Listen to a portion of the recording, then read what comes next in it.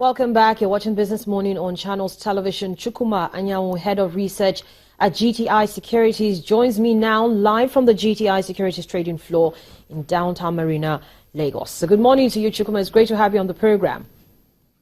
Good morning, Harriet. So you're taking a look at those numbers. You're taking a look at those numbers live at the moment. And at the time the Central Bank of Nigeria released its new FX policies, the market was already getting ready, to close for the day. And so there wasn't so much reaction. But taking a look at those numbers now, how do you think if liquidity is released, how do you think that will flow into the NSC? How do you think investors are acclimatizing to these new policies? Well, with allowing liquidity flow in, the natural tendency is that a lot more looking in will be coming into the NSC. People will be looking at deploying some of their some of these extra is a positive thing. But that said, there are still a lot more to be done.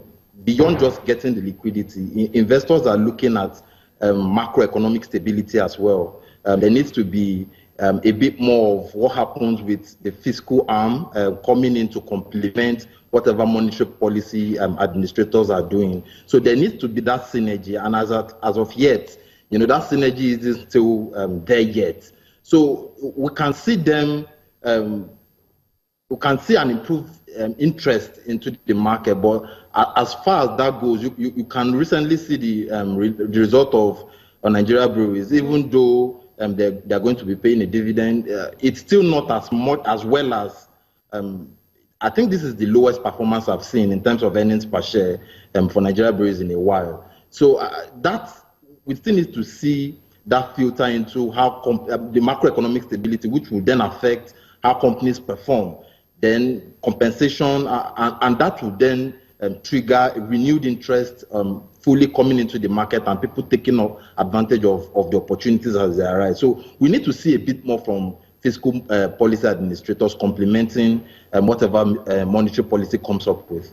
But then taking a look at Nigerian breweries' result, you already mentioned that even though the earnings per share was not really too good, but they declared a final dividend of 2.58 kobo. And that wasn't really expected, especially in light of the kind of challenges that Nigerian breweries has had to face alongside other companies operating in a recession. Yes, Harriet, you know that there are different reasons why a company will insist on paying a dividend.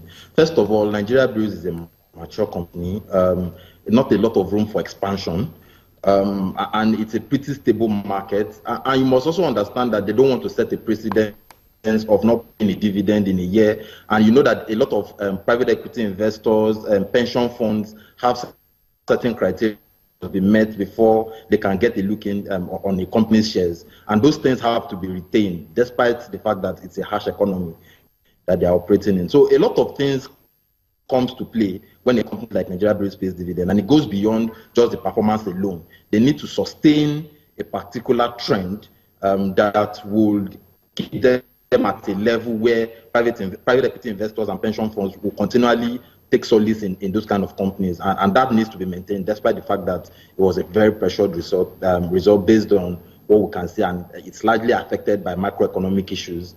So it goes beyond just looking at their performance. They need to sustain the trend.